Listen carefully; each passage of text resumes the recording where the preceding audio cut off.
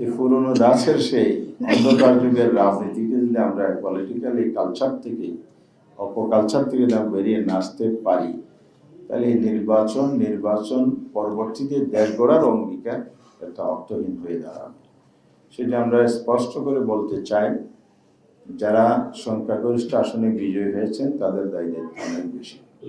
তারা যেন দায়িত্বশীল ভূমিকা পালন করেন, তাদের দলীয় কমান্ড নির্দেশ প্রয়োগ করে যেসব কার্যক্রম সারা দেশে হচ্ছে, মানুষের আক্রমণ হচ্ছে, অগণতান্ত্রিক ফেসিবাদী আচরণ হচ্ছে, এগুলো দ্রুত পদক্ষেপ নিয়ে আপনাদের বন্ধ করা উচিত বলে আমরা মনে করি।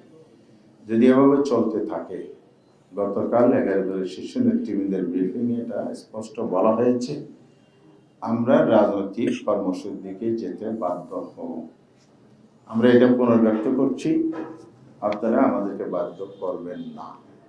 ইতিমধ্যে আমরা কর্মসূচি প্রণয়ন করেছি, আমরা শীর্ষ পর্যায়ে আলোচনা করে এটা চূড়ান্ত করবে ঘোষণা দেব।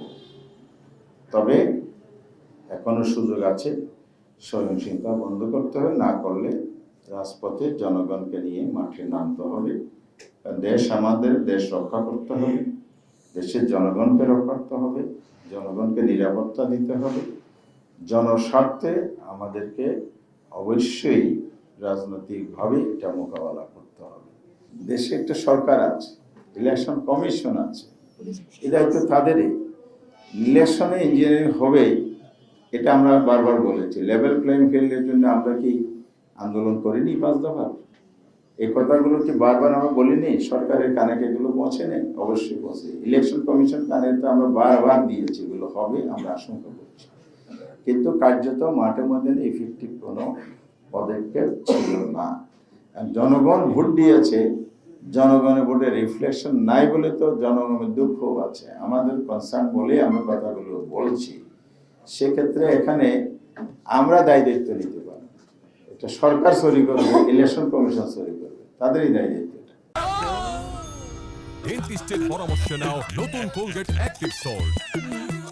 এটা টোটাল বিষয় যে সহিংসতার ভিতরে এইটা একটা জঘন্য সহিংসতা। সেই পারে একই ডিমান্ড আমরা করছি, আইনের আওতায় আনতে হবে, পদক্ষেপ নিতে হবে। এখানে যদি দুর্বলতা দেখানো হয়, তাহলে সন্ত্রাসীরা, অপরাধীরা আরো বেশি উৎসাহিত। তাহলে আমরা ন্যায়ের শাসনের ফাঁকা বলে উড়ি কোনো লাভ, গণতন্ত্রের কথা ফাঁকা বলে উড়িয়ে লাভ, এটা কার্যকর করতে হবে। জি, দুইজনের বক্তব্য যে লাইনে এসেছে সেটা আমি স্পষ্ট করছি। ইলেকশন কমিশন যেভাবে ইলেকশন পরিচালনা করেছে, কমিশনের 2টি পার্ট আছে। পলিসি লেভেলে কাজ করে কমিশন, এক্সিকিউটিভ লেভেলে একটা বিশাল চেইন অফ ওয়ার্ক আছে। সেখানে বড় ধরনের ব্যর্থতা ঘটেছে বলেই এগুলো হয়েছে। কারণ আগের আমলের যে সাজানো প্রশাসন, বেশিরভাগ তারাই এবার ইলেকশন দায়িত্ব পালন করে। যারা আগে ইলেকশন নিয়ে সিদ্ধস্ত ছিল 3টি ইলেকশনে, তারাই কিন্তু এখানে দায়িত্ব পালন করেছে বেশিরভাগ। এটা না হলে এত ব্যাপকভাবে হইতো না, এটা আমরা আগে আশঙ্কা পেশ করেছি। সেই কারণে আন্দোলনে যাব কি যাব না, এটা আমরা কোনো সিদ্ধান্ত পৌঁছে নেই, আলোচনায় আছি। তবে সহিংসতা সহ কিছু কিছু বিষয়ে আমরা নীতিগত সিদ্ধান্ত নিয়েছি, আমরা অবজার্ভ করে আগাবো। যদি এগুলো বন্ধ হয় তাহলে পজিটিভলি আগাবো, যদি বন্ধ না হয় তাহলে অবশ্যই আমরা জনগণকে অবগত করে মাঠে নামবো। পুলিশরা কি কোনো রোবট মেশিন? ওরা মানুষ। সাইকোলজিক্যাল প্রেশার হয়েছে, ধমক হয়েছে, হুমকি হয়েছে, কি বলবেন?